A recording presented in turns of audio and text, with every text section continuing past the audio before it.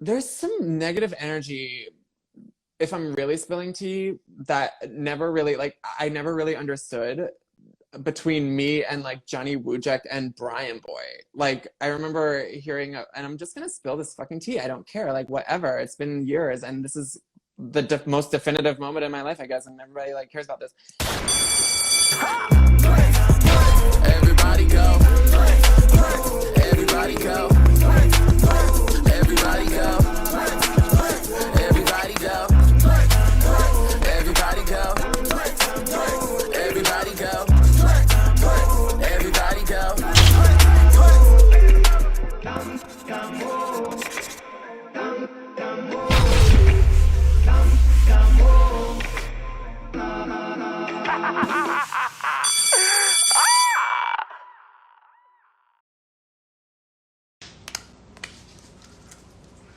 What's going on, y'all? What's the tea? What y'all over there talking about? Excuse me as I lotion my body. Excuse me as I lotion my body. It puts the lotion on and rubs it in its skin. What's going on, y'all? Did y'all miss me? Bitch, I've been gone for a minute. Now I'm back with the jump off. Goons in the club, in case something jump off. Wait, in case something pop off. What's going on, y'all? Y'all already know what the day is giving. I don't even gotta really say too much because y'all already know what today is giving. Today, we are talking about cycle 20 of America's Next Top Model. Y'all can, is it sound messed up? Y'all tell me now, what's the tea? Can you guys hear me? Because when we start talking about the things of the things today, I need no interruptions. I put all phones on Do Not Disturb. Everything is plugged up. I need to get into the things of the things. Y'all see I didn't even put no makeup on today. I said nothing will stop me from being on time for this today. So y'all tell me, can you hear me now? Can you hear me? Can you hear me? Earth the bitches. Mayday, mayday. Earth the bitches. Listen, okay, y'all telling me y'all can hear me loud and clear. Listen, as I finish rubbing in my lotion, because I still got to be lubricated, hydrated, and whatnot. Loud and clear, okay? I love to hear that. Listen, we are talking to, let me type as I'm saying this, because I had to come on at 12, because I had to make sure y'all knew that a bitch was ready, and that I was back with the things of the thing. A&Team Cycle Mother Loving 20. The first cycle to feature men, and we have top model. My throat wasn't ready, excuse me. You guys can't hear me? What's going on? I hear people saying y'all can't hear me. What's the tea? Why can't y'all hear me?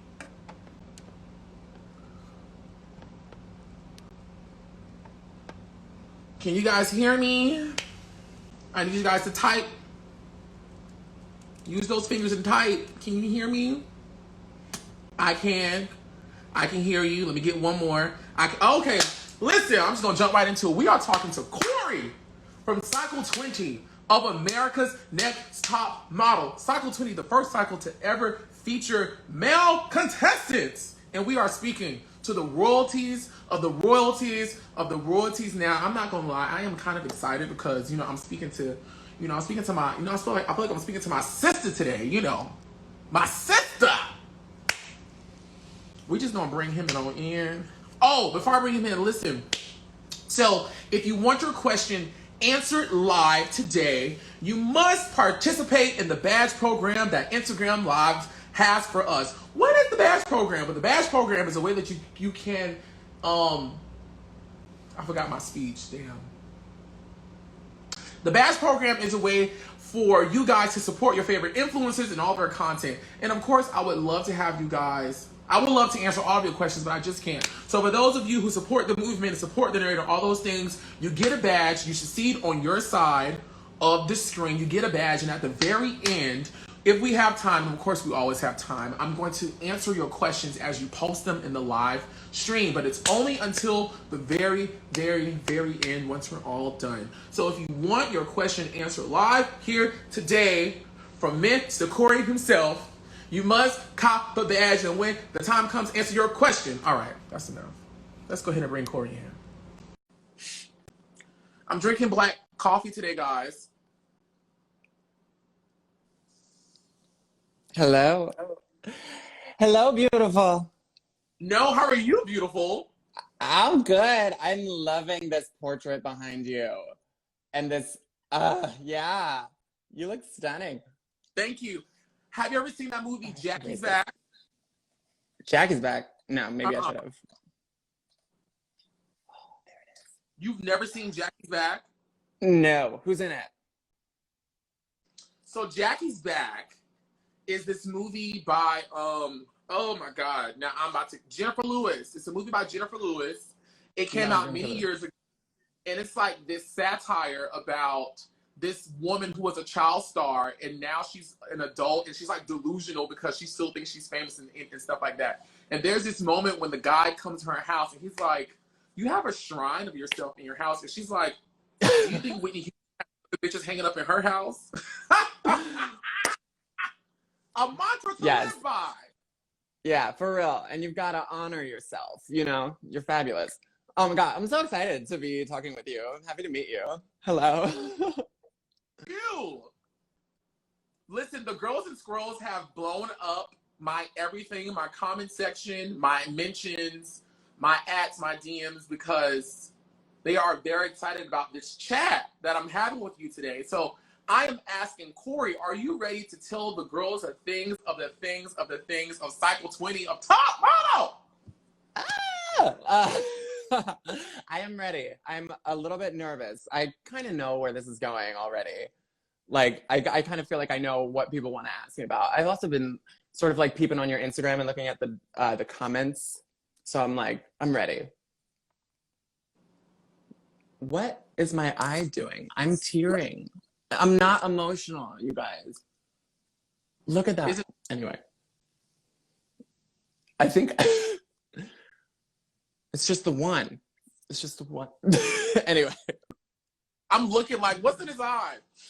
It's like a tear. It's just very emotional. If you can't see it, then let's just move on. Again, thank you so much for doing this with me. And without further ado, I would just love to jump right into it. Yeah. Okay. Yeah. They asked very great questions, Cory, and I hope you're just ready. All these questions that I'm asking came from the fans. So if you don't like them, be mad at them, not me. No, I'm not going to be mad. I already kind of know like where this is going. Like our cycle just started airing on Netflix and people are watching it for the first time. You know, and a lot of people are asking questions about something that happened 7 years ago as if it happened last week. So I'm ready. I'm ready to go into it.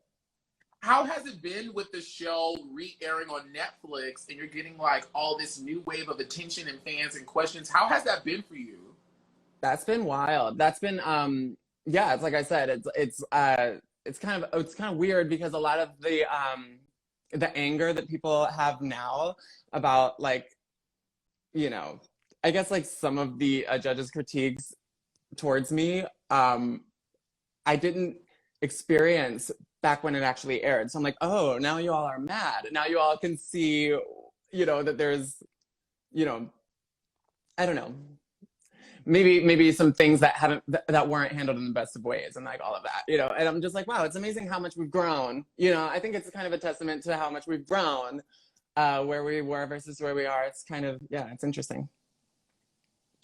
Did you watch my interview I did with The Verge? I did, yeah. I love Verge. I love you. I love that you're doing this. It's so great. You are unearthing so much top model tea that would have otherwise just gone unspoken about. And it's like, why hasn't anybody done this? This is what I'm asking myself. I'm like, why hasn't anybody thought to do this? I think it's brilliant. And you're the perfect person to do it too. You're great. You're a great facilitator. You are. So yeah, it's true. You know, take me through it. Nosy. Like, I'm nosy about the things that interest me. Like I said in the live before, anything that interests me, I'm a nerd about it. Like Charmed is my #1 show of all time. I've been on every page. I've watched every Reddit. I've watched every interview, every YouTube video, every compilation, everything. Rose McGowan is a friend of mine. Like, I adore her. there's so much there too. That's like a whole other conversation. Maybe we need to do another one of these. Yeah, she is a queen. You look stunned. Because my heart stopped. What do you love, Rose? I fucking love Rose. She would love you. She would love you. Was an actor in the 90s. I Yeah. would have wanted to be in a movie with Rose McGowan so she could kill me. You're gonna die. This thing I have up on the wall like came from her. She literally, yeah. She was moving. She's in Mexico right now. She like totally was like, I'm done with America. I'm done with American politics, and she was getting rid of things and gave me that. And I was like, if you ever want it, I will happily give it back to you. I love this. So I know everyone who's been following me on this top model journey is screaming on the other side of their phone because they know I say all the time, America's Next Top Model is my favorite show of all time. This is wild. Be number one, and you know Rose McGowan. Yeah, this is crazy. It's like the universe is working, baby. I love it. I knew today was going to be a great day. I knew it. Okay. I'm not going to get lost. Aquarius focus. All right, here we go. So, All right.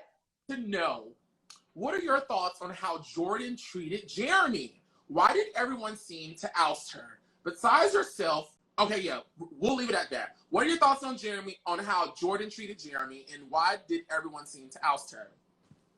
Okay, wow. Yeah. Putting myself back in the situation. Mm-hmm. I remember there was some like flirtatious tension going on between Jordan and Jeremy. And I maybe instigated that a little bit, y'all. I'm not even kidding. Like, I think, yeah, oh my God. I was just so excited to be on reality TV and to be mixed into the midst of some real. Tell them that don't call. We got some stuff to do. I know, somebody just called. Yeah, okay. Yeah, you know what's going on. Anyway, yeah, looking back on it, I don't think that she was really sensitive to the fact that he was developing real emotions for her in that moment. And then Jeremy, even to this day, this is bad. Because I love Jeremy. I don't want to make him relive any of this. If any of you go to his page and like start talking to him about Jordan, I'm gonna be mad at you. To this day, Jeremy will say, I never felt anything for Jordan. You know what I mean? Like I that was just all curated for the show and like da-da-da. I don't know if that's true.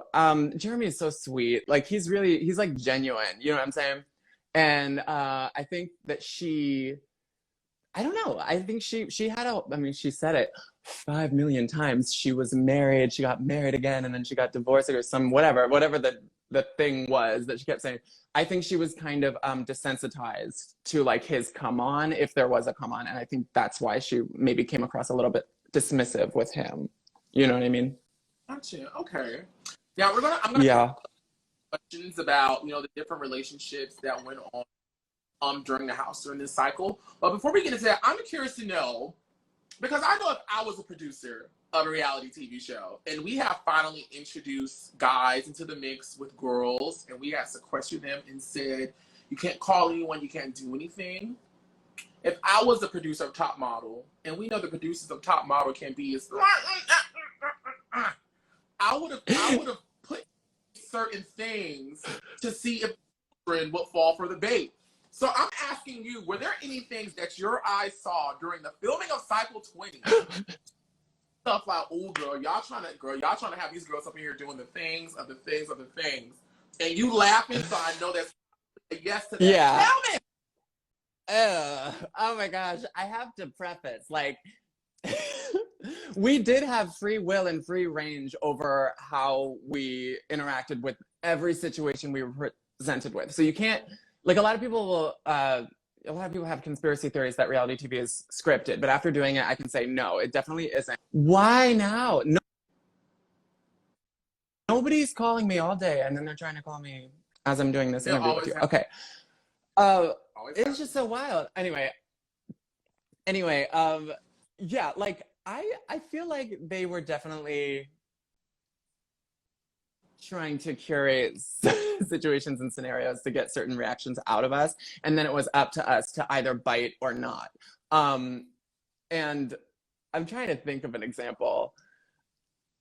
I guess there was like times where like Jordan was like really just excelling in the competition and just doing well, and like little things where the producer would be like, well, how does that make you feel? Like, you know, like, aren't you upset? Like, I know that this is your, you know, dream or whatever, and you know, you're just watching this girl kind of like kick ass. And I remember being like, I wouldn't normally drag Jordan, but because you asked me, I will oblige. And I remember just like saying and watching it back and seeing me like just dragging her. Like in the comment in the you know, the confessionals, I'm like very mean towards Jordan. And in reality, I don't think I really like harbored all of those all that angst towards her and like her doing well or whatever. There's like some speculation just between, well, actually no, because everyone here is watching. It's not just between us. Yeah. I do think that she maybe got some more time on certain photo shoots than other contestants competing did. It's been years. I'm just trying to keep it real. Like, I do think that there was a bit of dishonesty from production as far as like how many frames each model gets in a photo shoot. And I saw it with Jordan. I remember the trailer park episode where I'm shooting with RHONY. We stood together waiting for our turn for like 2 hours, and we watched the sun go down. Like, she and Chris, I think she was paired with Chris in that trailer park challenge. They got so many frames, I feel like they were shooting for like forever. Like, I watched the sun go down, you know what I'm saying? And then RHONY and I went in to shoot, and they shot us for like 12 minutes. And then they were like, okay, you're done. And I was like, like, I don't feel good about that. You know what I mean? So that definitely was a thing. And I remember in the confessionals when they were asking me about Jordan doing well, I said something to the effect of like, well, one thing I noticed is that, and they didn't air this, but I was like, one thing I noticed is that Jordan got a lot more time than a lot of the other models, and I don't think she needs that handicap, because I think she's beautiful and I think she does a great job. Of course, they don't, like, on her own without any help. And of course, they don't air me like saying anything nice about her. Instead, they're like, Cory is bitter. Cory doesn't like Jordan. Like, you know.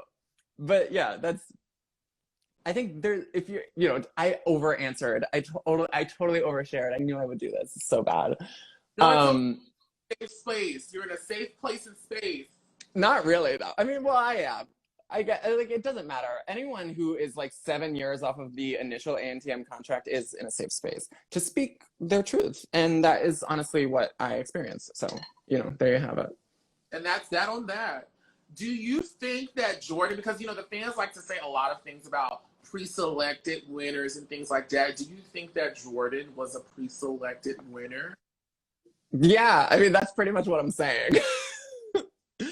But there's been speculation about this for like years and years and years. You know, ever since Top Model first started airing, I think there have been like kind of like rumors circulating about the winners being predetermined. Of course, I don't know. Like, they never came right out and just said, hey, Cory, guess what? This thing's rigged.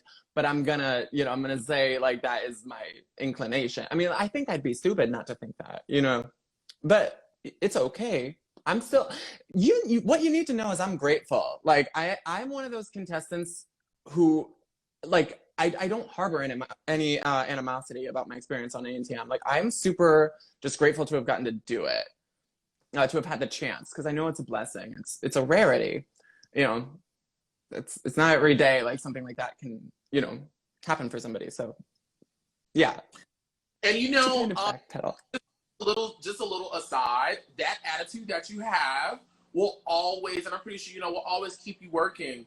There are a lot of situations where I've been in when, you know, I'm the lowest on the totem pole when it comes to like saying something or doing, you know, whatever. And it's like, yeah, it's a lot of things going wrong and stuff like that. But as a professional, you have to make a decision on, am I going to do something that could potentially hinder me, or am I going to try to see the silver lining in it? Yeah. You know what I'm saying? How to make the best out of it. Oh, baby. Gratitude is the attitude. Like, make no mistake, like that is key, you know. And there are blessings like all around us every day. We just have to choose to grab hold and see the beauty in life. And that in that moment for me, like it was all beauty. And I wasn't as bitter as I might sound right now. Like I'm just trying to give you factually what I experienced, you know. Yeah. What are your thoughts? Same person asking, what are your thoughts on Kelly Catrone? Callie Catrone. Oh, I don't know. I don't really have any thoughts about her. I don't care. I think she's just like, I don't know. I don't know what a social media. Well, no, she was the PR maven. I don't know what a PR maven is. I still to this day don't know. But she's respected, and I know that she is smart. What are my thoughts on Kelly? I'm trying to think of like my interactions with her. I think most of them were positive. I remember one instance where she like was in the top model house, like kind of kikiing with everybody, and the cameras were off just for a split second because that's very rare when that happens. And she was like, I remember she like grabbed my shoulder and she was like, she was like, I want to know, like, do you feel like you need to do this for like Timothy in Idaho or some name and some Midwestern place? Or are you doing it for yourself? Because if you're doing it for yourself, like she said something like, she was like, you have the tools to kind of like be a commercial success if you know, just do these things, like these certain things. Like, I think it had to do with my, just, I don't know, the feminine energy that I naturally give off. And I guess their incessant, advice that they were giving me to kind of like suppress that. I don't know. It was weird. But she's never been like outright like she's never like outright, you know, giving me any kind of like negative energy. She's like, I don't talk to her now, so it's like I feel like I don't really know her, and that's just the honest truth. Gotcha. Perfect. Yeah. Well, Mo1720 wants to know, let's go ahead and get it all over with. Since we're talking about the judges, they want to know, hey, Cory, what are your thoughts on Rob being so feminine, versus being pro-masculine? And with that constant critique, did you expect to go as far as you did in the competition? So many questions about Rob Evans. I know. Yeah. Yeah, I think that the Rob Evans thing, it's unfortunate, you know? Like, first off, yeah, like, of course it made me uncomfortable in the moment to receive, like, criticism about, like, my being, like, my identity. I think each and every one of us, and I've said this before, on other platforms, but I think each and every one of us has, like, a sacred relationship with our own identity, right? And when somebody tries to, like, break into that and, like, give commentary on it, it's really difficult, you know. And he you know, just happened to be in the position of judge, you know, like his job was to judge me. And so he takes his exposure to the world and his experience culturally, definitely like his idea of what it means to be like a successful male model, and he has to apply what he knows to his situation, you know, which is judge. And for that reason, like, I can't harbor any real negative feelings towards him if he's just being genuine in the moment and just giving his authentic take on what he thinks, you know. But what I will say is that there is a bigger issue. I think that it's great that that wound up on TV, especially 7 years ago at a time where we didn't have the language to talk about gender fluid identities or non-binary people, or just people who don't express their gender in a way, or you know, express themselves in a way that traditionally coincides with gender expectations or sexpectations. And he's just somebody who's never encountered anybody like me, I think, genuinely, you know. Listen, if people want to get mad at like the deep rooted societal bullshit, the lies that our society has perpetuated about how human beings were meant to behave. the truth is that we're complex. You know, like there's no one right way to be a human, and there's no one right amount of like masculine versus feminine energy that anybody was meant to you should embody. Yeah, so like that's a big like broad answer, but I think that he's just somebody who like has a lot of growing to do, or at least at that time had a lot of growing to do. Since that, people were kind of outraged in the moment, specifically at what Rob said, not in the way that they are today, which I find very interesting. As I said, like back then, people didn't really care as much as they do now. I think because we've grown so much. And I think Rob wants to be that person who is, you know, willing to learn and like grow, because he actually called me about it and like apologized. Like 3 years ago during a New York Pride, he went out of his way to like DM me, get my number, and do like a FaceTime talk. And we had like a face-to-face conversation about all of it. And I told him like, just the fact that this is like on TV, it's good and bad for me, just, or I think for like the queer collective, because it's good that these conversations or this like ideology is out there so that people know where the world is and like how people are, but it's really hurtful. It's hurtful to hear, I don't know, negative things about what we can't change about ourselves, and this propagated idea that there's something inherently wrong with being queer or being effeminate. You know, there's nothing wrong with anybody who is, you know, I don't know if you've ever experienced this.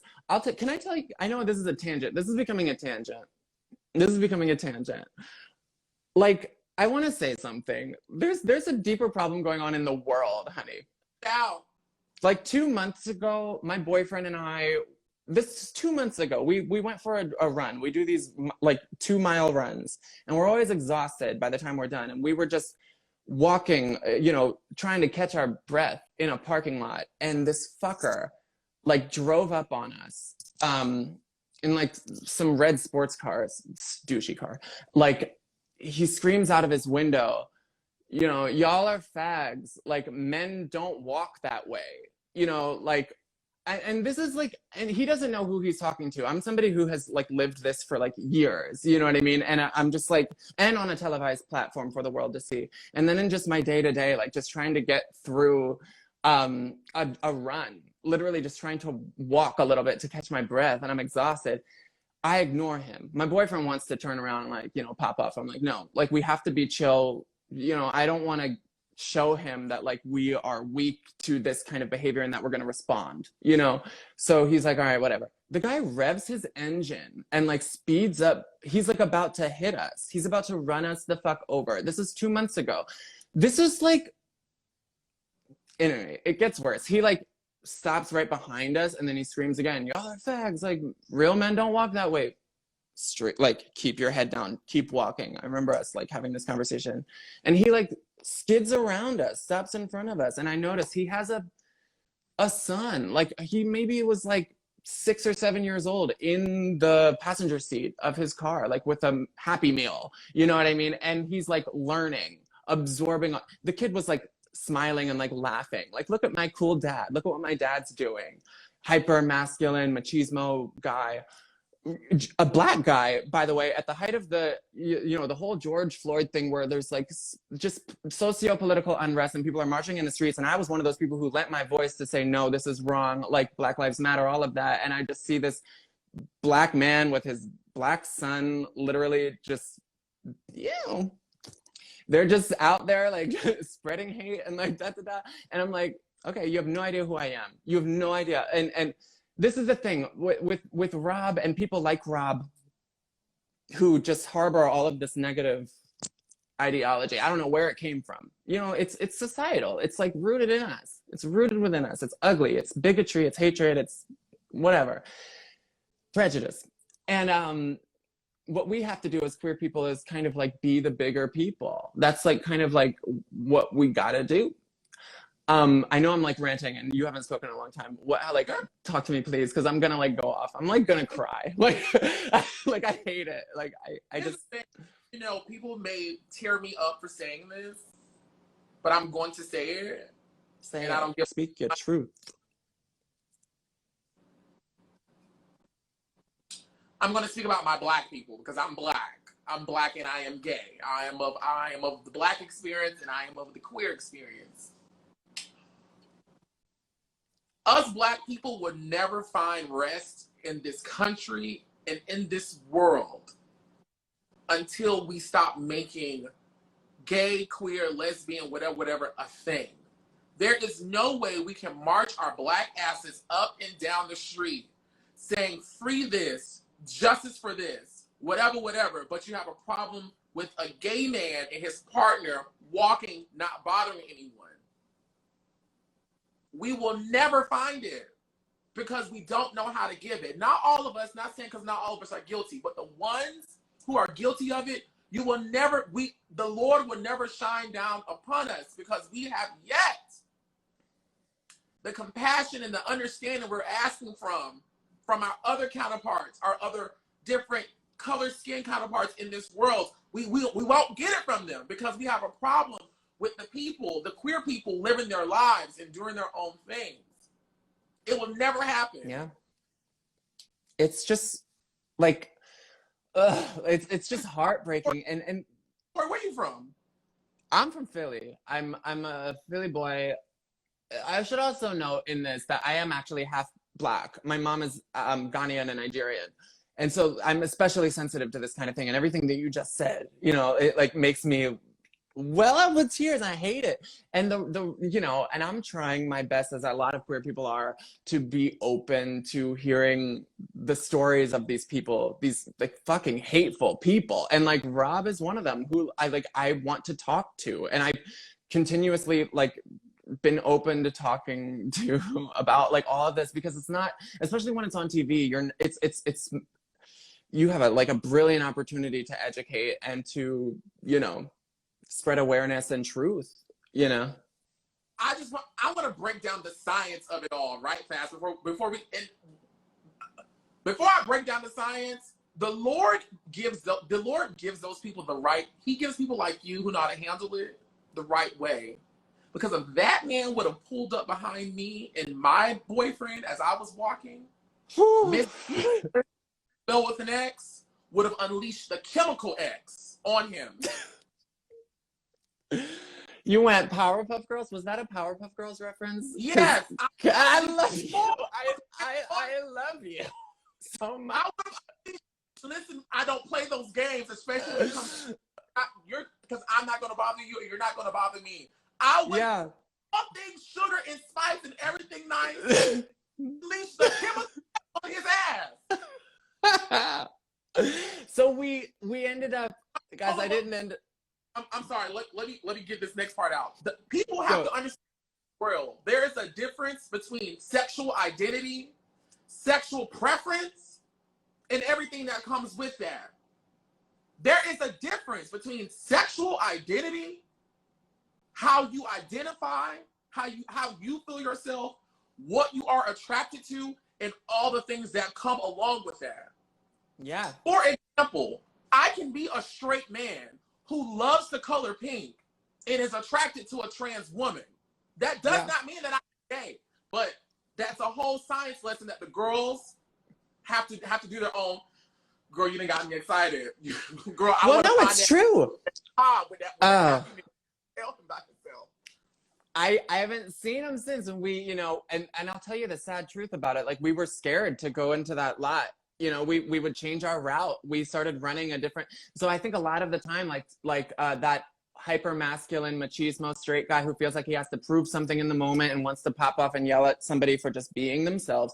They don't realize how long that lasting effect is living in us, as we have to continue going on living. There's just unnecessary fear, and so we just kind of we're going back the same route again, and we haven't seen them. But anyway, so much truth in this. You're right. The complexities of human beings, the human existence, no end, and that is like the worst misconception that we are just like one type or another and that's it. No, sexuality and gender are completely different, and the expectations and all of the whatever they could just, they're ever vast, you know, it could be anything. And it's key to remember that. It's key to remember that that's the key to human understanding. It's just knowing that our depth is really endless, you know what I mean? Yeah, I was gonna say something else super profound and smart, but I can't remember. Anyway, yeah, like this is yeah, I think an important conversation. What you're saying, a lot of times the loudest person in the room about UFAG are the same ones who are sneaking and geeking with the deacon. They are the ones who on the inside are battling with certain things. But That's the real men that I have come in contact, and I'm a fish patty. yes, you are. Real Yes, men you are not bothered by me. Yeah. Because they're confident in themselves, they know what they like, they know who they are, and they know. The ones who feel the need to speak out and say, you're too this, 9 times out of 10, I will bet my last dollar that he is secretly on the Jack app, he is secretly on the Grinder, he is secretly on the BGC Live, he is secretly on these things, soliciting the things from the girls, or check his Pornhub. There's something in him that he's fighting with, that is manifesting itself on the outside to attack the girl. And all I have to say is, if you see a black boy with frames and a gray streak on his head, and you feel the need to attack, you better be ready, because I am. I'm not gonna be my good sister Cory and turn the other cheek. I'm gonna turn the other cheek and unleash. Yeah, I've been turning the cheek for years. It gets exhausting, but I think, you know, I hear you, and I know statistically that's true sometimes, but also there are people who just happen to have a limited exposure culturally. Like they don't know what's going on. Like when they meet a gay person, all these, I also feel like the way that we're conditioned into the world, like the language around it all is super complicated and confusing, because you have, you know, certain words. The reason we, you know, earlier we had to define the difference between gender and sexuality. The reason that's so important is because in the English language, there are certain words that mean multiple different things, and it's confusing. Sex is one of them. Like why on my driver's license does it say sex? Like I feel like it's just confusing people. And anatomy is a great word for body parts, you know, and we could just talk about there is like a new coalition of like queer activists who are trying to get really definitive on the vocabulary we use so that we don't confuse people, and so that people aren't left confused and then end up saying some dumb shit that is actually really hurtful, and just because they've only been able to absorb one idea of like what a gay person is, or like what a man is, or like all that bullshit. And it's like we just have a really confusing situation to kind of figure out, and we're all learning together. We're all trying to, you know, trying to find new language, you know, because the people who originated our language have the same power we have now. So like, and the whole they them thing gets confusing, because when you're talking about plurals, like you like grammatically, like you're not saying the right thing, and I think people they take issue with that. Like it's just, there's just so much work that we have to do, and I think it starts with seeing where we fucked up, looking at ourselves, seeing where we fucked up. All these people who are mad about Top Model, they're mad about something else. They think that it's Top Model. Don't do it. Like don't try to just like assassinate Tyra Banks over this mess. She's not the monster some of you think she is for letting this happen on her show, and Rob isn't the monster that you think he is for genuinely being ignorant, genuinely not knowing. You know what I mean? I don't think Rob Evans is just gay by default because he doesn't know. I think he genuinely doesn't know, and it's because no one's taught him and no one's teaching us. You know what I mean? Like that. I mean, I do think that there's truth in what you're saying statistically about people like hiding their gayness, and then they're so mad at it that they want to like. I've seen men taller than me with deeper 6-packs than me, deeper beard, deeper all those things, take more dick than a Kentucky Derby bathroom stall. Yeah. That's good. We got to move on because I will get lost up in this all day. Okay. Here with the reaction and review, new channel is asking: was Jordan really the villain of this cycle, or was it a bad edit? They did edit Whitney on cycle 10 to be more likable, but many people have said that she was a bitch. Was Jordan really mean? No, Jordan's not mean. Jordan, the thing with Jordan is she's just oblivious. Like she's less mean. She's more just like ignorant in certain situations that would kind of irk us. And I also think everybody else competing in that cycle knew low key that she was going to win for one reason or another. You know what I'm saying? And so we harbored all of this animosity because it's like, well, fuck my drag. Like, why am I here? Jordan's gonna win. Like, we know Jordan's gonna win. Like, I knew Jordan was gonna win the first day. I did. I was just like, yep, okay, let's go. Like, I'm just having fun. Like, you know, but you don't, you don't see that. And of course, other emotions come up because, you know, you're just like living in a house with crazy people. X-Men Bioforce wants to know, do you think they sabotaged Renee with her photos because they picked some janky shots of her? Renee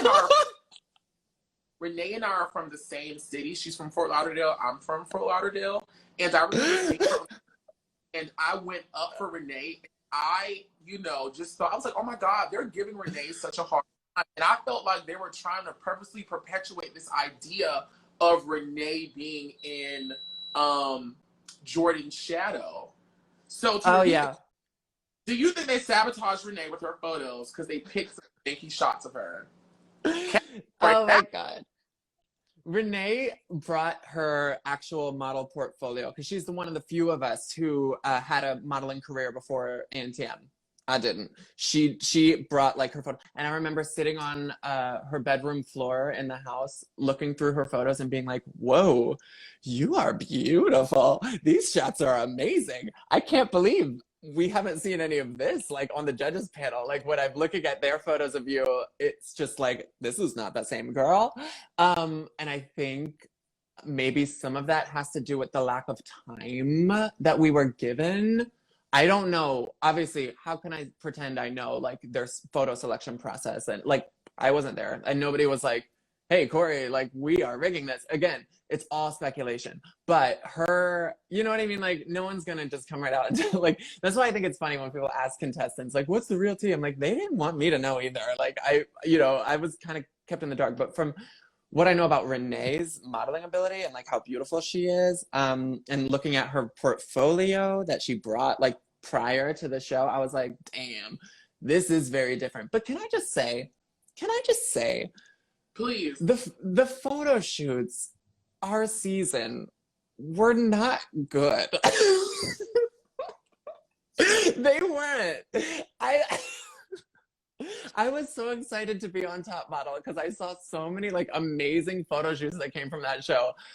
I don't know who our creative director was, like where the ideas for some of the shoots came from, but I hated them so much. Like I thought there were like, I love the Bali one, the one that you used in the promo for this interview. I love that. I was like elegant. I felt like that was like just beauty. But oh my God, like when we're the bats, like when we're hanging upside down and we're in the what were we wearing, y'all? You guys, like, take a step back. Look at this objectively. Why do we have acrylic nails? Like, why do we have weird, like, we're wearing curtains? Like, why? The wedding shoot. Those shoots why? They need to be sliced with a dull butter knife and made to do 100 push-ups. Right here. Right them in their shoulders and make them do 100 push-ups because they were... First of all, whose idea was it to implement this goddamn animated, I can't even... Flexo! The bane of my existence. I was like, this is awful. And then it doesn't age well because anybody can do that on their freaking iPhone. Like you can, you know, like, you know, so you watch it now and you're like, oh, that's so innovative. Like not, it's crazy.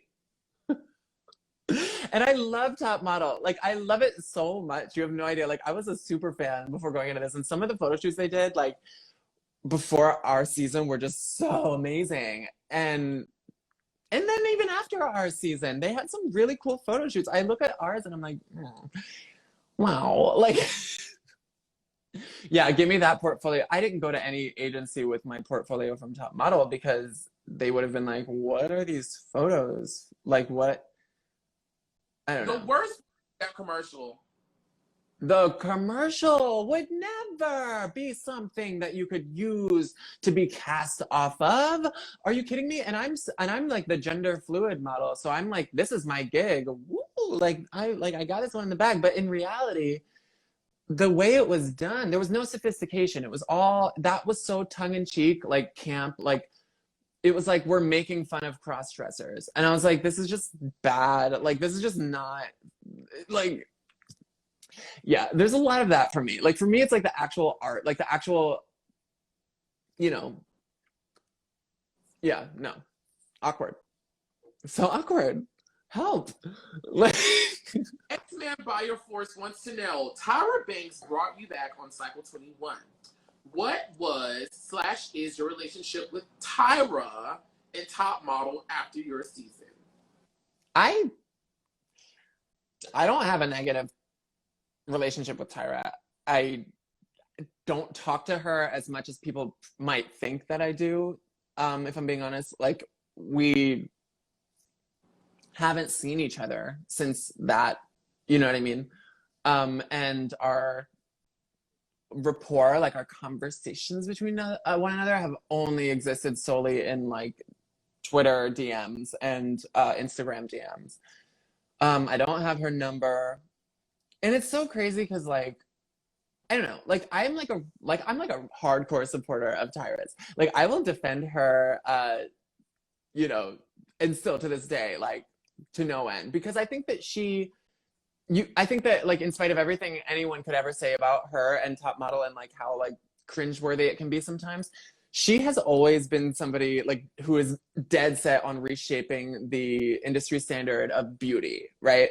And showcasing authentic beauty and showing people like new ideas of what beauty could be, because we've all been kind of conditioned to see it as this one type, or maybe give or take 3 or 4 types. And she's really broken that whole idea open with her show and with her talk show. I remember her being a queer advocate on the Tyra show, like long before it was ever hip in the 90s, or maybe early 2000s. You have Tyra like interviewing the daughter of the late Reverend Fred Phelps, who, if you all don't know, I know some of these Gen Z people don't know who Fred Phelps was, but he was like a infamous Southern Baptist minister who would protest at gay people's funerals, saying this funeral shouldn't be happening, like they're going to hell, and in front of the families and everything. And Tyra brought his family onto the show to be like, that's messed up.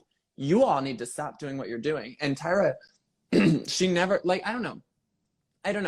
The messaging she's always put out into the world has been positive from my vantage point, even if it shows sometimes the ugly side of the industry and what people in the real industry are going to objectively say about a person's body, teeth. I remember the whole Danielle scandal, like when that came out, like after, I was like, yeah, you're all right. That was messed up. But what that show, Top Model, has always been reflective of is the real industry and the crazy, awful things that are said, you know. And I think it's funny because when that aired, nobody had a problem with it because that's where we were. But then we grow. And the same thing happened with me and Rob. And, you know, then we grow. And then everyone's like, whoa, that's not right. You know what I mean? I find that so fascinating. Like it's this weird socio-political commentary on perception, the idealistic perception of beauty. And I just think it's really cool. So no, and that's like a, you know, yeah. So I kind of love Tyra. I kind of love Tyra. I'm sorry. I do. I think she's awesome. I think when people give Mother too much, you know, I think they depend on, they expect too much from her. And you have to that a human having a human experience, and she will make mistakes. I think what people struggle with as I read comments and stuff like that is Tyra has always presented herself to be a pioneer for the underdog when it comes to the world of beauty and things like that.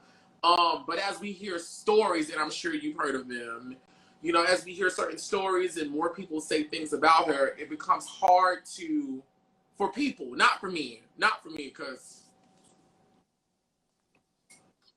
but for other people out there, I think it becomes hard for them to digest her and her mission, because it's like, well, how can you say this and be about this and present this, but there Yeah. are personal accounts of you treating people like this, and, you know, it's Yeah. stuff like that. But Whatever. there's no such thing as moral purity. You know, we're all learning and we all mess up. I certainly have. It's the same thing going on with Joe Biden right now. People are like, oh yeah, we're so excited to vote this guy. Wait, hold on. Look at what he said about gay people and black people like how many years ago, and like da da da da da. We need to focus. We need to do a better job, I think, as human beings, of focusing on who we are now. I think that's so important, you know, and I think we have to afford people the ability to learn and grow. It's not really for us to, I think they naturally, they innately have the ability to learn and grow. I think people learn. That's what they do. And people learn by messing up, and Tyra certainly has. And she's also, you know, you just know, like, when somebody's willing to go on Good Morning America and just talk so candidly about her mess ups with Top Model and all of it, like, y'all really just listen to the person, like, listen to the source. And I think you know that there's a good person in there, because she's not saying, oh yeah, nothing I did was wrong. And even when she, even on her, like, even during, I remember in the height of my season of Top Model, when it was airing, Tyra took it upon herself to go on Twitter and say, I don't like the way that I just referred to Cory. Like, there was something in a judges panel where she said he's acting like a man or something like that. And she was like, I just want to say, like, I missed the mark with that. And like, da da da. Before it was even like, and I remember seeing that tweet and being like, wow, like, I didn't even think of that as something that might offend me or another queer person. Like, she's not, I don't know. And that's just me being real. Like, I don't care. Like, I don't care that I haven't talked with her, like, as much as I maybe would have liked to, or like, whatever. Like, I just want to, I feel like people misdirect a lot of their anger. Like, if you want to be mad at the world, go out and change it. Don't try to direct your anger towards Tyra. It's not going to change or fix anything. You're not going to do anything. Like, you think you're an activist because you're tearing down a Top Model, like, host or like a celebrity? You're not. You know what I mean? You're just creating noise. That's what I think. I think that is the best. That is the best breakdown of Tyra Banks I have heard since I've done these interviews. Because I'm a super fan. Because I love her. Like, it's bad. You did a great job. Tyra, you need to teach us. That was good. That was. I know. Good. I'm like, Tyra, put me on your PR team. Give me a job. Like, I will do it. Like, I don't care.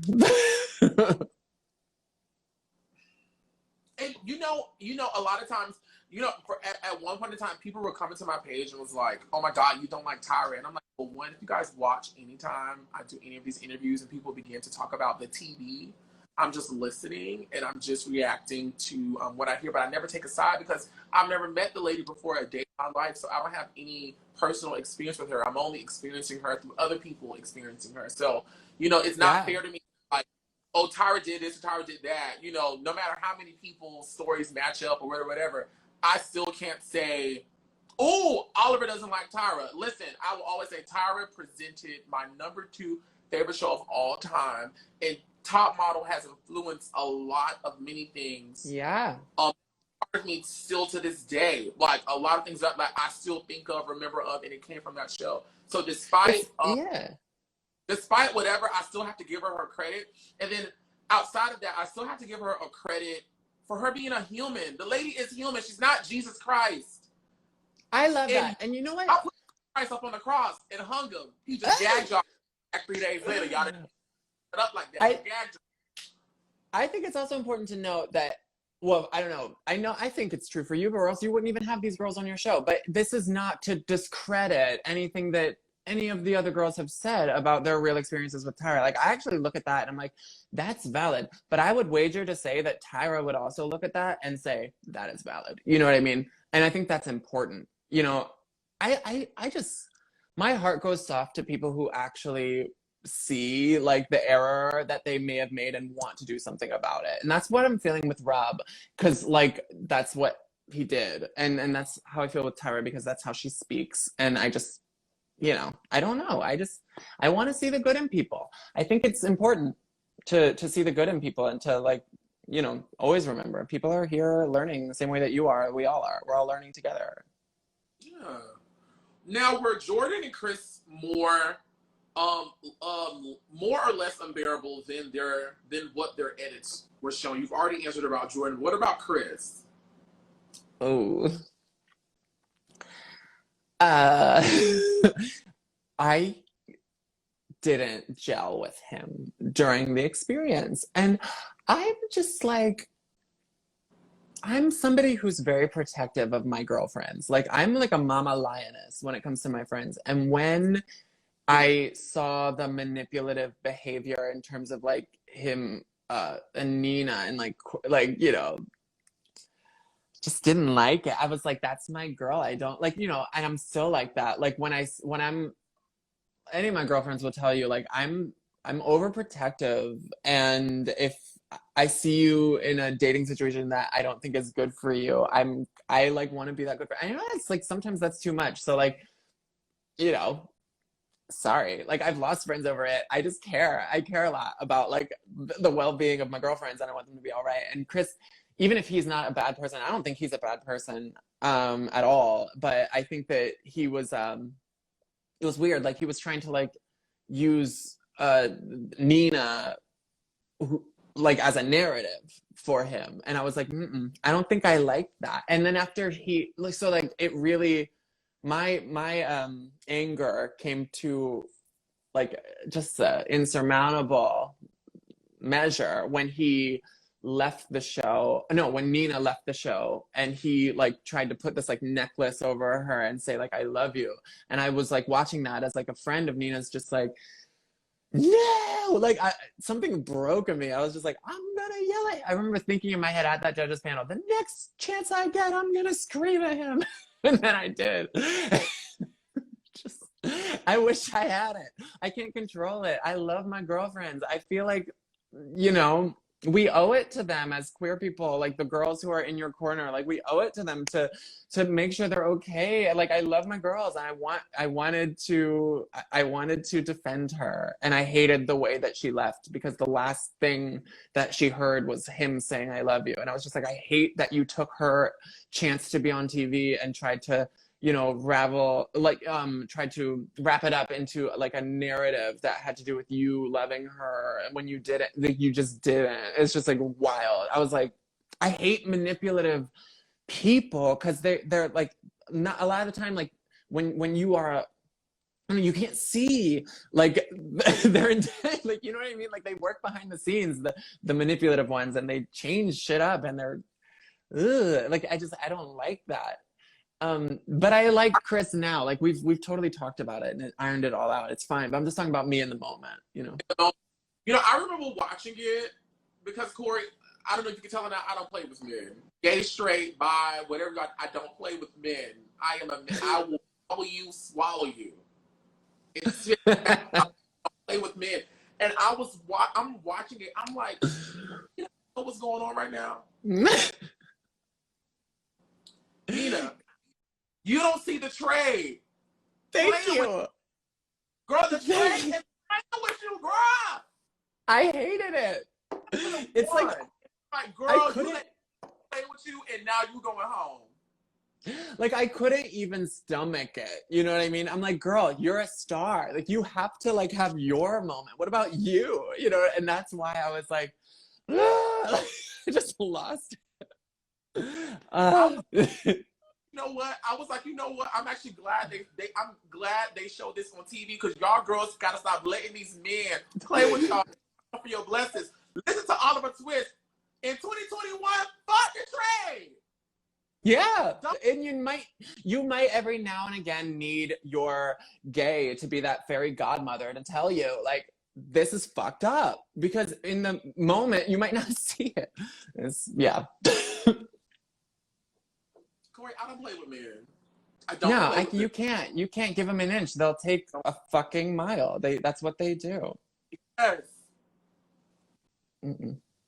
Jason wants to know, please ask Cory, how did he feel about getting eliminated against Marvin right before the final runway, being that his body of work was better than Marvin's. Listen, one of the greatest justices ever done in top model history. Now, if there was any time I wanted to climb through the television and crawl on her neck and just rest all of my body until she collapsed into the floor into a pile of dust. But there was no reason for that to happen. There was no reason. I don't know. It's, you know, I think here, this is the thing.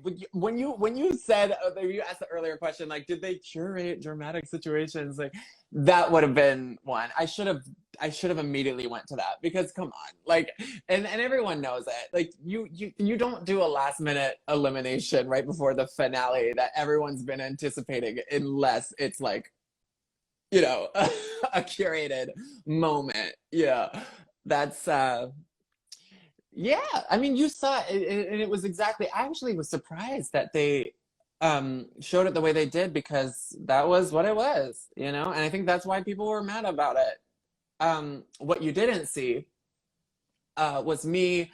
I remember backstage before the runway show, I'm still wiping tears. I don't know. It's crazy, because I knew Jordan was gonna win, but I just didn't expect to receive such negative commentary at the tail end after the months that I poured into trying to be what they wanted me to be. Like, I grew facial hair, I like to man up or what have you. And I remember dropping the pitch and dialect of my voice to sound more masculine. I don't know if that worked watching back, but I was really trying to give them everything, you know what I'm saying? And like, then to watch, and then the guest photo shoot, you guys, like that photo shoot, and seeing that image of me, a lot of people are like, yeah, wow, Cory, you did it. You look masculine. Can I tell you, I hate that photo so much, because it is the epitome of me totally just leaving all of my morals and values behind and being that masculine, or my version of it, which is not as good as me being me, like radiating my natural feminine energy. That it's just not as good. And I'm like looking at that photo, like, and the numbers, I think Kelly gave me a 6. Okay, like at the end of everything, she gave me a 6. Like, that was you know, and all of this isn't running in the back of my mind, like you know, all the curation of reality TV. In that moment, I was like, okay, maybe the producers gave me a 6. Maybe it wasn't Kelly. Like, maybe it wasn't Rob who like gave me a no. And whatever it was, though, like that was the number. That's what I saw, and that was the end of like my journey on the show. And backstage, I remember like what was his name? Oh, Johnny Wujek, the stylist or whatever.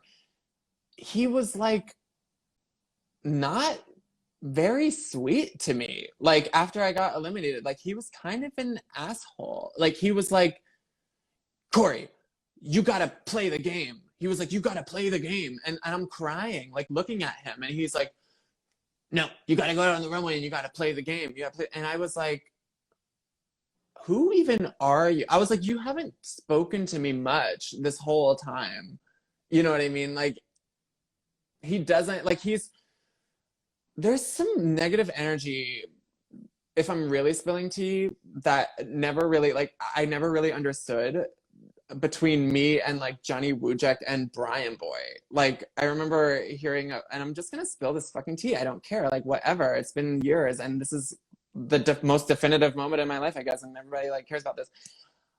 Bryanboyd, like, I think he had like a party, like, or had the girls like from Top Model like over his house, and like so weird, in New York after the show, and he was like talking shit about me or something, and like told, like, I remember Alexandra, the model, told me what he said. Like, she was like, yeah, it was weird, like he invited us all to his house and he was like, do you guys like really like Cory? I didn't like Cory. I didn't like him because Cory was a queen. Like, he was just a queen. Like, da da da da da. Like, he was just too feminine. Like, all this weird stuff. And like the girls told me, and they were like, I don't know. It was already weird. Like, I remember Alex being like, I already thought it was weird that you weren't invited. And then he like started saying negative things about you, and I thought it was really weird. And I was like, that's weird. Like, that's fucked up. And I know he and Johnny were like buddy buddy, and Johnny, like, not for nothing, like, I don't harbor any ill will, but like he's like following everyone else on the show and then like not following me like on Instagram. Like he didn't ask and inquire about like where I was going after the show. He didn't give a fuck about me. And Brian, like, definitely not. Like neither of them, the two of them, like they never,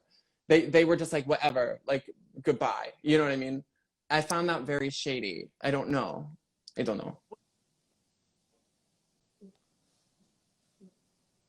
What are your pronouns? I don't have a preferred pronoun. You call me whatever you want. I just like to make it easier for myself and for everyone. Okay, because I was going to say, well, you know what the girls give, sister. You know what they give. You know what. Yeah. You know what the girls give, and it's the same mentality. And since we're talking about it, it's the same mentality when there's a group of Black people in one setting, or there's a group of Hispanics, or there's a group of I don't know. You know what? As a minority, and I'm only speaking from the minority experience, I don't know what it is about minorities being in a heteronormative environment and choosing to be vicious towards their fellow person. I don't know what it is, for no reason. I have experienced some of the craziest things, and the people know what I'm talking about, chasing Atlanta, where I'm in an environment with people who are experiencing the same things as me, but you're choosing to make me your enemy. Really because you're dealing with your own insecurities. Really because you're fighting, you want to be the person that's taking that photo right now. You are my angel. Like, this is the thing. Like, I've always, like, everyone wants me to be mad about like Rob and everything, and I'm like, no. Like, this is the thing. Like, I didn't feel any like allegiance with my other queer people who are on the show, and Miss J. Alexander wasn't there, and I knew, like, there was some weird like psychic feeling that I had, like if she was here, like she would understand me. And then I meet Miss J years later. Oh no, 1 year later, and Miss J was like, I see you, like da da da. And I had this moment, and I still to this day have Miss J as like a real confidant and like somebody who I can call and talk to, and actually responds and like da da da. But the person who was there, the queer people like Bryanboyd and Johnny who were there, like they fucking hated me. They hated me so much, and I don't understand why. Like, or maybe they didn't hate me. Maybe they just thought that I was just like not anything. I don't know what they thought, but they definitely weren't about me in the way that they were about the other, you know, contestants on the show, and especially the men. Like, they really did not vibe with me, and I was just like, okay, fuck. You know, Tyra was the only one who did. That's the thing. Like, that's what's so crazy. Tyra was the only one who I felt actually saw me. Like, I mean, and if anybody, if you're gonna have anybody see you. The girls could have been bothered that you were living your truth, you know, that you were living you and you were comfortable with you and you had an inner light inside of you. And a lot of times when people who have insecurities and demons and conflicts on the inside of them, when they see someone else doing what they wish they can do, or operate in a space that they wish they could occupy, you attack it because you're having this internal attack on the inside of you and you don't know how to receive it or understand it. So the only thing your mind is telling you, the same way you're tearing yourself down, tear this other person down. Yeah, wild. I'm like, I just don't understand. I don't know what to do about that. I mean, it's all water under the bridge, but like, yeah, if I look back, like those were the two adverse energies for me, like, truthfully. Barbara Storball wants to know, did you see your elimination coming, and what were some of the behind the scenes things that we did not see from that night? Oh, I mean, that's the thing. We just talked about it. I like that moment. My elimination, no, I didn't see it coming. I thought Jordan was going to win. I thought that, but I did think that I was competing in the final challenge. Yeah, what you didn't see was kind of like that interaction I had with Johnny Wujek that was just so awkward, and like, yeah, just really left me feeling like he wanted me to just suck it up, shut up, and just go out and like do the job. And he was, yeah, and that was like the last I'd ever heard from him.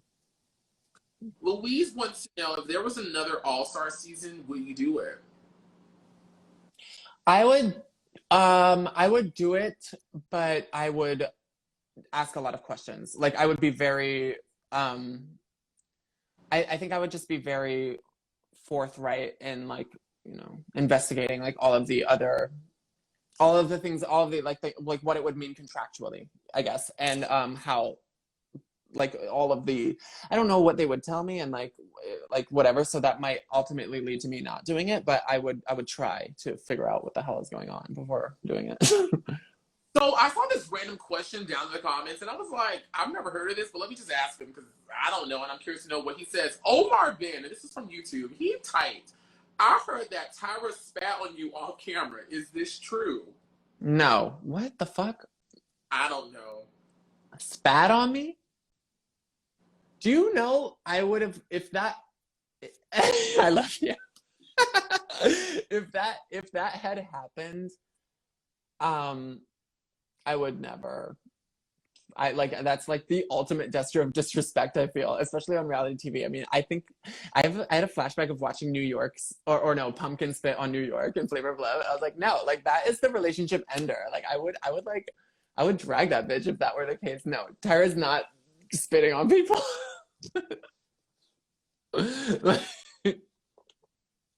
Jen,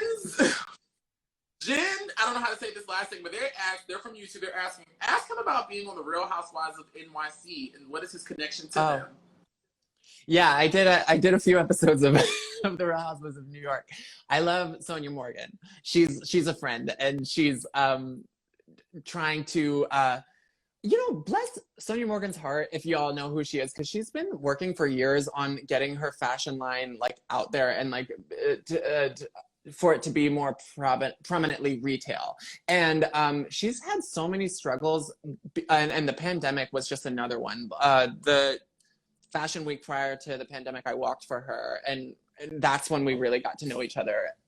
She's just awesome. She's always like she's always been like a supporter of mine since I've known her, and she's like rooting for me and like trying to like, you know, make things happen for me in her way, and she's trying to get her fashion line up. So we're like, let's just like work together when we can to kind of help each other, and it's good. So I like her, and I like, you know, Real Housewives is crazy. They take reality TV to a whole other level. You have no idea. Like it's definitely less structured than Top Model is from what I saw. It's fun. We love the Real Housewives over. I love it. Like, you have to. It's so stupid. It's all. Of course not. All right. So many epic moments. Anyway. So, what are your thoughts on Mike's elimination? It's funny how he went from bottom 2 to first call out to eliminated all in 3 weeks. All in 3 weeks. Listen, that is top model for your ass. I know. They throw people for a curve. I love Mike. He's such a sweetheart. Yeah, I wanted him to go further. Also, just because I wanted him to be in the house with me, because he's like a real one, you know? And I just wanted that. I wanted to have that energy. When he left, I remember thinking, fuck, like okay, now I have to relate to these crazies. Because he wasn't. Like, he was the real deal. I love Mike. Okay. What was really going on with Gianna and Phil? They were flirting and potentially fucking. Oh, I don't drop the F-bomb. I don't drop the F-bomb. I say potentially because I don't really know. I never knew. They were very flirtatious. I think that they are two beautiful humans. They look so good together. It was almost like this fantasy that I wished was real in my brain. You know what I'm saying? I was like, the two of them. I was like, maybe this is a reality TV love story. It wasn't. You know, they've gone on to do different things in life, and they are, you know, they're both like really near and dear to my heart. I like them both. Cory, I'm curious to know, you're very gorgeous and all those things. Did you have any Did you have any moment? Because I was trying to think, should I say this? And I was like, yeah, go ahead. Did you have moments in the house where, you know, someone may have tried to like snuggle up to you? Oh. Okay. Real talk. No. Sadly, it was kind of just like a dry spell for me. the first day I remember Marvin was kind of flirty with me, but he didn't persist, and I had a boyfriend at the time, so I remember like kind of stopping it. And I don't know. I think Marvin, it's not for me to say like what another person's sexuality is, and it's not for any of us to say. Like that's like fucked up, I think. But he definitely said something to the effect of like, if I was gonna kiss a boy, I would kiss you. And I remember him saying that. But I think he said it as a friend though, and I think I just kind of like took it to, I was like, oh, butterflies, and like actually thought it was a thing, but I don't think it was. So no, I had such a dry spell. Like for the 3 months that we were playing, I remember, doing the show. I remember just being like so sexually frustrated, especially watching all of these straight people, like, being attracted to one another. And like, I remember like, I just felt like I was outside of the house looking through a window. It was wild. That was like and that I think also built my anxiety up, because I was like, there was this thing of like, if you're not sexually attractive to another person, then how can you be a model type vibes, and I was like, and I'm in a modeling competition, so it fucked with my head and like that kind of thing. That sucks. Isn't that interesting? Yeah, that is. It's like the psychology of sexual attraction in a group situation and what it does to you. Yeah. It's like being in a threesome, but being the person like who didn't get any action. Like, just like I just laughed. Yep. That was fun. How did you feel about your makeover? How did you feel about makeovers in general, yours and everyone else's?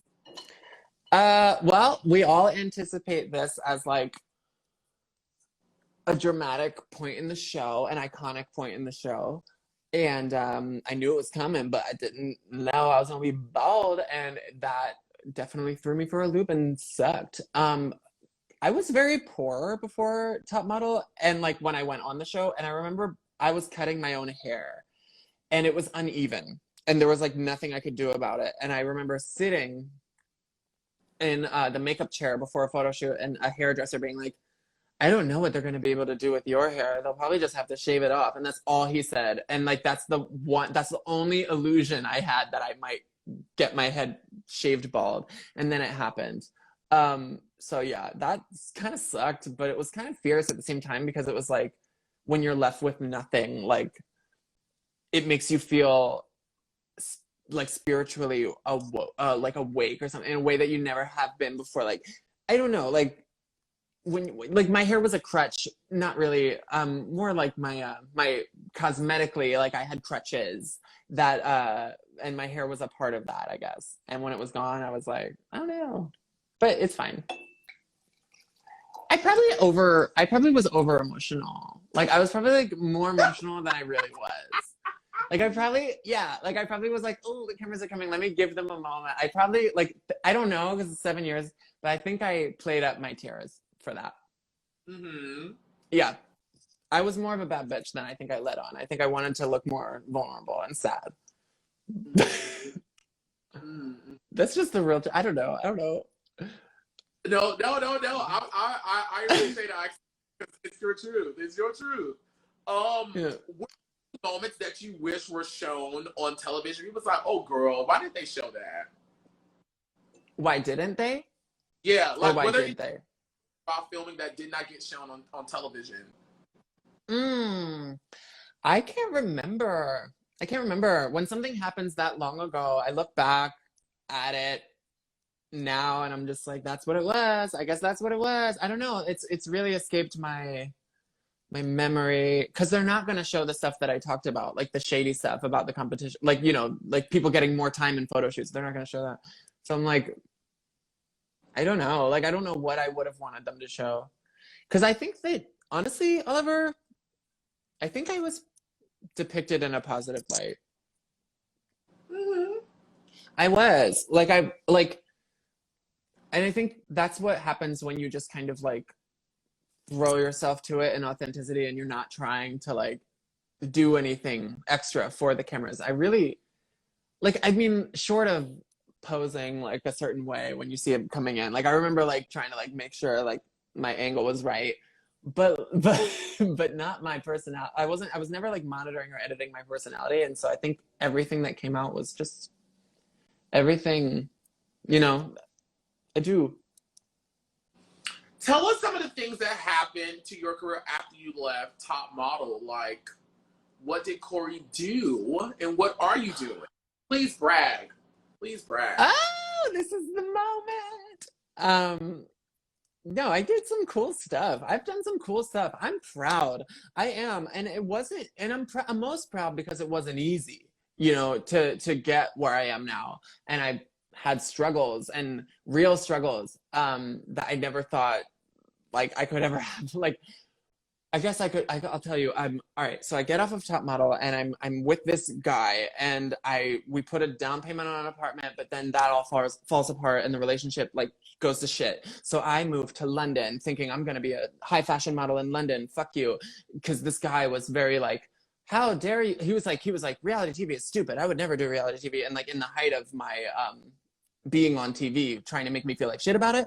So I went to London, and I tried to get signed to agencies in a country that I did not know, and I got rejected, right? And that was that stage of my life. So then I go back to New York, and I actually get signed with a real agency that I'm still working with now, and they are EMG. And I wound up getting work in sex education, actually. I started giving public speeches at colleges and universities about gender and sexuality. And I did my own research on the movement that was kind of growing back then, but now is like this huge and beautiful thing that so many other queer activists are like really taking the reins on and steering us in a right way within. And I just find that so amazing. And just, yeah. And in my way, before it was kind of a topical conversation, I didn't realize at the time, but I was actually a queer activist, and I was somebody who was shedding light on a conversation that wasn't being had. And people from all around the world, kids in countries, places where like differences aren't as widely accepted or understood as they are here in America, or as they should be, were reaching out to me, sharing their coming out stories, telling me about their own identities and like their journeys. And I just, the activist within me just kind of like woke, and I started studying. And now I teach sex education with a nonprofit, a queer inclusive sex education at schools in New York. And I give college talks, and I'm singing. And I know you're a musician, a fierce one at that.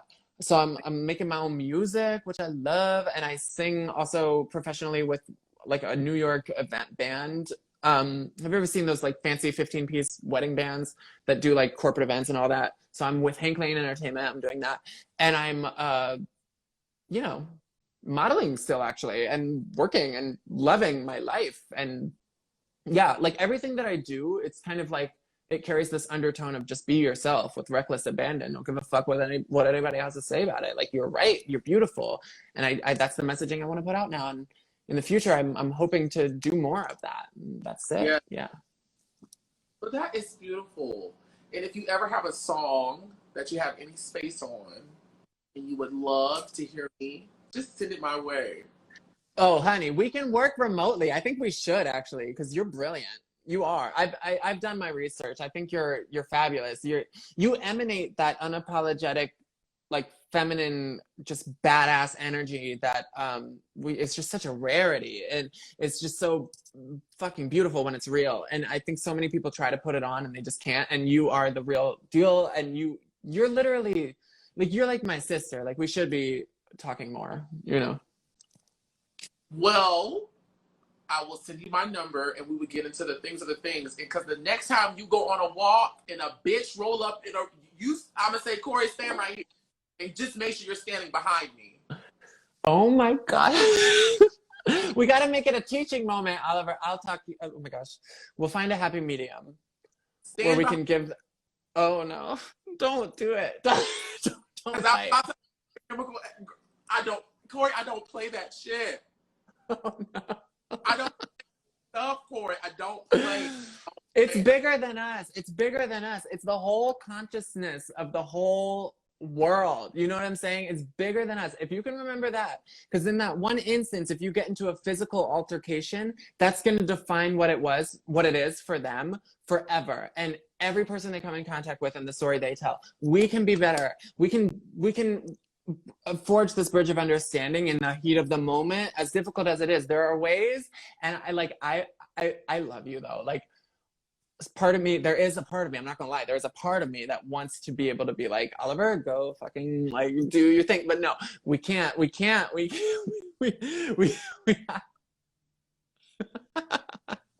no. Keep it concealed. It's okay. It's good to have, maybe. No, I don't know. I don't have a stance on that. Always walk around with a coat bag. Trust me, not only lip glossing.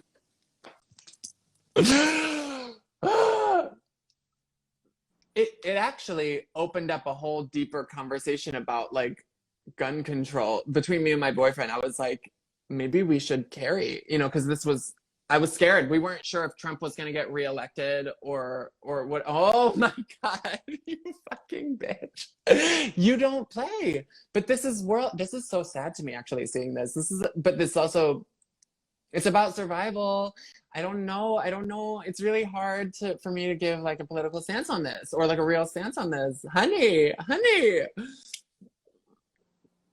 Oh my God, Oliver. This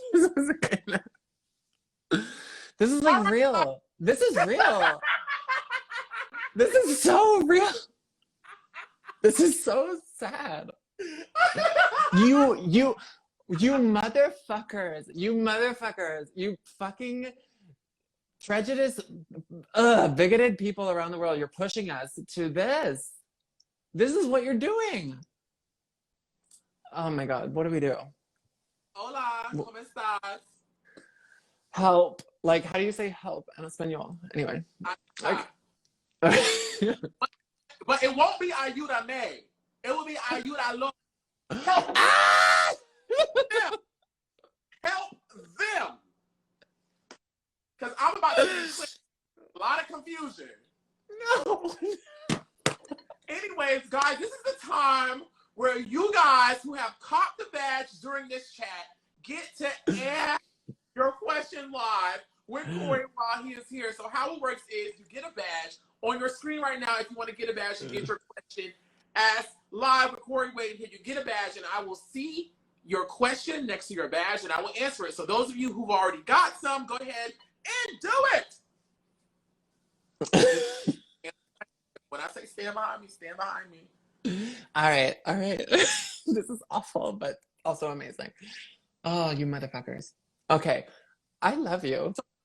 As Cory, please talk about your friendship with Rain Dove. Oh no, we aren't friends. That is a misconception. We were. That's a different thing. I don't want to go into that. Gotcha. You know what I'm saying? Was Don masculine or Matt? I'm assuming Randy. Hey, Randy, baby. He's saying, was Don as masculine as they said they kept wanting him to be? Oh, I'm sorry, I'm reading it wrong. Was Don as muscular as they said they kept wanting him to be smaller? Don. Don is a small, like he's got a small frame. He's kind of, fragile, but he's beautiful and sexy in his own way. I love that so many people love him. So many people love Don. Like, do you know how much, like, Don has really just like, yeah, he was a club promoter before he was on ANTM and already had garnered a following because of that. And then after he was on TV, he starts getting like these big offers, and Don ended up in like an Ariana Grande music video, and he's like doing his thing. He's modeling. I really like Don. I'm kind of bummed though that he unfollowed me on Insta. I'm just saying. I don't know why he did. I don't know, because I never did anything like negative like towards him. But yes, he took the initiative to unfollow me. And at a time in my life where I was kind of down, like my career was kind of down, and then like I was like, oh, I don't know why I reached out to Don, but then I noticed he had unfollowed me, and I was like, okay, that kind of sucks. Like, fucking. So yeah, but I love him, and I want him to be amazing and keep being amazing. The Trojan Prince wants to know, how do you remain unbothered? I mean, I'm clearly bothered. I'm clearly not unbothered. With all of the shit that I shared, you know that this is the thing. I always try to maintain a level of like professionalism in every situation. For years, I've done a great job of that, I think. And it's helped me because my career isn't about my drama. You know, if I were to be bitter, it wouldn't have served me. Yeah, my career isn't about my drama, Oliver, and the world. Like y'all need to know that. So like when you only inquire about like really dramatic instances in my life, it's not that I'm not bothered. Of course, I think if you're a human being, like of course you're affected to some degree. It's just that you can't afford to expend the energy on that mess while you're trying to make a career and make a life for yourself, you know. It's real. So I remain unbothered by focusing on the mission. Mm-hmm. Yeah. Yeah. Skyla. I'm assuming Tomine is asking, excuse me, are you and Nina still friends? Oh, me and Nina are still very close. We just texted yesterday. We FaceTimed the day before that. And we're actually trying to put a podcast of our own together, just so y'all know. So stand aware, stay tuned for that. Yes. Randy Malone wants to know. It's going to be stupid. What'd you say? I just said it's going to be stupid. Anyway. Randy is asking, if Mother Tyra asked you to open Model Land, would you go? Probably not, unless I was invited. I think the whole idea of the theme park that Tyra is curating is to give a fantasy version of the model world for people to experience. And I have lived the real, model world, like the modeling world, like the whole experience. So no, I wouldn't go to a theme park for that, but I would go and support her if she invited me and if I knew that I was going to see her and like maybe hang out. Fire Dragon 21 is asking, can you ask Cory who was his all-time favorite contestant on Top Model? You're looking at her. Bam! Yeah, no, I'm not like standing for another Top Model contestant. No, it's me. Does Whitney Houston have other bitches hanging up in her house? There it is. But come on, like you have to honor yourself, especially if you are the product. Like if your career is you, like you can't just be out here being like, oh no, this person's better than me. No, none of them are better than me. Like I really am the best. Like, sorry. Randy Milan wants to know, there's a rumor that A&TM is filming right now. Any tea? I don't think that's true. I don't have any tea, but I just don't. If it is true, it's they're doing a damn good job of keeping it under wraps. Edward _Archibald wants to know, first, Oliver and Cory, be my BFFs. Second, was it true that there was another DL LGBT member in your season? Just a yes or no answer is good enough, they're saying. It's not for us to say. I'm not going to say yes. Yeah, come on now. Like, we're out here, like, trying to say we want people to feel more free in expressing themselves authentically. And then we want to try to, like, speculate on other people's sexualities. Like, no, that is literally the most hypocritical thing I've ever heard. But I love you. That's it. Brandon wants to know, have you ever tried Marvin's under eye patches? No. Continue. Are you trying to say that I need them? Fuck you. No, I didn't say that. All right, good. No, Cory, don't beat me up. Yeah. Don't beat me up. I'm just joking. No, I love Marvin. I haven't tried them. If Marvin sent me a special shipment, I would, because I want to support my fam, but he hasn't, so. Edward wants to know, what's the best outcome, either personal or career-wise, of being a part of America's Next Top Model? The best outcome for me, it's woke the activist in me. I have such a clear understanding of what it is I'm fighting for, yo. And I step into that knowing that it's going to take sacrifice and hard work. And I am that bitch now who wants to promote free and authentic self-expression in the midst of so much discourse and chaos and like bad messaging that queer people have been receiving for eons, that they are wrong, that there's something wrong with you for the fact that you are queer. No, you're actually beautiful and you're actually perfect and you're right. And I don't think there are enough people speaking the truth to that, and it pisses me off. I'm angry, but I'm trying to, focus on the mission, as we said, and I'm trying not to give my energy completely to bitterness because that's not going to be productive. Right. Pretty Ricky, I'm sorry. Pretty Ricky, what they call me, says, not a question, but Cory, that jawline is sickening. I must agree. You're sickening in your own right. You're beautiful, Oliver. Oh, Thank you. Christiana is in the building. I love Christiana. That's a soul sister She said of you should. mine. Randy wants to know, what was your favorite photo shoot? Rice patties, Bali, the gathering basket, the sarong, stunning. What's your skin routine? Honestly, people gonna be like, what? It's just Cetaphil. I just use Cetaphil and moisturizer, and that's really it. I'm 30 and I'm starting to develop like low-key crow's feet wrinkles and wrinkles around my mouth, and I'm doing like the extreme thing I'll do if they become super prominent when I drink too much alcohol or whatever, which is often, is taking a Q-tip and putting different like oils like directly in the crease of whatever wrinkle is trying to form, and then going to bed, and I wake up and it's actually gone. It's magical. Okay.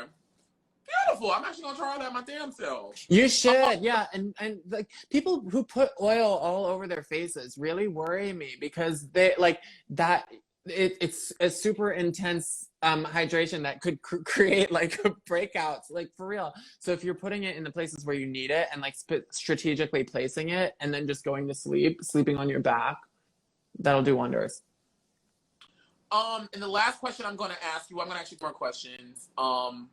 Because all the other questions you've already answered throughout the chat, so you guys just have to go watch this when I post this on my YouTube channel. Someone wants to know, how was the photo shoot with the bats, like actual bats, and do you still talk to Renee? Oh, okay. So the photo shoots with the bats, I didn't mind the bats. I don't care. I mean, like bats, they're just like mammals. They're actually really cute up close. The outfit that they had us in, I didn't like the styling of the shoot. I thought the shoot was very hokey and corny. I didn't like the pastel colors. No, absolutely not. I think that they could have styled us more appropriately. I think some more muted colors, like give me like a deep dark ox blood and something with more texture, because bats aren't. I just felt like the parachute fabric was really tacky, and I'll say that to anyone on the team. I'm not afraid. I thought that was corny. That was my least favorite shoot, just for the styling alone. No, Oliver, my least favorite shoot was the one where they put us with the animals, and I was with the monkey. The fashion and the makeup. You guys, we have to talk about these photo shoots. Like, you can't, if you just pretend that they were okay, I have to question your taste because they weren't. Anyway, move on. I was going to read it for Phil, but I won't. Do you still talk to Renee? Yeah, I love Renee. Renee is beautiful and magical, and she's way deeper than you would have ever seen on that show. She's got a lot of depth to her, actually. She's very smart. And she's just like living her life. I love her. Can you DM her and tell her Fort Lauderdale kinfolk would love to talk to her about Top Model Cycle Twin, because it was such an injustice to her. She would love to talk to you. I already know it. Yeah. Okay, my last question for you. Thank you so much for doing this. My last question to you is, if you were seeing for Tyra Banks herself right now, what would you say to her? I would say, like, hi. Like, I don't know.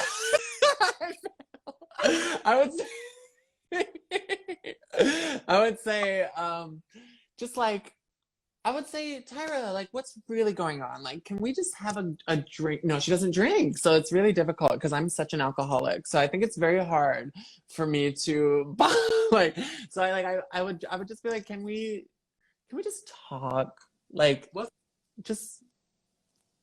I don't know. I don't know what I would say to her. I don't know her as well as I should, or as well as people think I do. Because there's just this weirdness. I don't know. I just want to say, Cory, thank you so much for representing our community the way you did and do.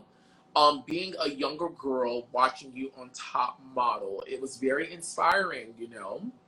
Um, yeah, like, and not even to be emotional and things like that, but like, so many people have heard me say many times during these chats, Top Model was my safe place that I can go to and, you know, see things that interest me and that I found exciting and that I could relate to. That was my place. And so when they eventually allowed men to compete, and then seeing people like you come through and be proud of who you were and represent in such a way, and then after the show is done, you continue to be who you are and represent our community in a great light. And even hearing you speak today, some of the things that you were able to verbalize and put into words is amazing. And I'm so grateful that I was able to share this moment with you and learn from you in this. And all I have to say is thank you so much. There's so many of us watching. There's so many of us gleaning from you. There's so many people around the world, of course, as you know, that are inspired by what you do and what you have done. And I just want to say thank you so much. I just think you are beautiful. I really like, all I want to say is like, let's not let this be the end of our relationship. Let's let it grow, because I do think that what you're doing is just as important. And for any queer person out there who is bold enough to really put themselves out there as the product of what they're trying to curate and create, it really is commendable, because in doing this, like, you have to be brave. You have to be bold enough to, you know, to be yourself in the midst of it all. And you just happen to be ferociously talented on top of it, you know? So yeah, I've got nothing but love for you. And thank you for having me. Thank you for doing this. Thank you for unearthing all of this Top Model tea. I find it so interesting, intriguing. I'm happy to have been a part of it. Yeah. You know, I'm going to challenge someone when I'm all done to make like a painting or some type of graphic that I can send to all of you guys of myself and all of you guys who participated in this. Because I think, you know, in my brain, I'm just doing something that I enjoy doing, and it's cool. I think it's cool that I'm doing this and talking to you guys. Like, I'm still a fan or whatever. But I feel like something historic is going on with me collecting all these stories. I don't know what it is. I don't know what the purpose will serve later, but I'm grateful in the universe and all the things converging to give me this opportunity to be this vessel and to do this and share this moment again with someone like you. Yeah, it's going to be magical, whatever it is. And you are magical. Love ya. Well, I'm going to DM you my number after this. Everyone, please send kisses, hugs, all the things. Bubbly, sugary, and spice. Hold the chemical eggs as we bye to Cory after he just gave us an amazing Cycle 20 Top Model interview. Thanks, y'all. Bye. Bye. Love. Yo, that was so freaking amazing. I'm just going to hop off. But as you guys have always heard me say, oh, wait, before I do that, this will be posted on my YouTube channel, Oliver Twixt, spelled with an X, on YouTube. You can find it. It will probably premiere tomorrow because, yeah, I have a lot of things to do today. You guys actually watch my Insta story because I actually have a funny surprise for you guys. So it'll probably premiere tomorrow, Thursday at 12 p.m. I don't know. But anyways, in the meantime, be sure to pray. Pray to whoever you believe in. Pray to your God. Pray to your Buddha. Pray to your sticks, stones, whatever it is. Be sure to pray. Give it up and give it away. And be sure to Kegel. You got to Kegel. You have to place your mind in active exercise. Right now, just think, Kegel. Kegel. Kegel. Kegel. You will make someone very happy.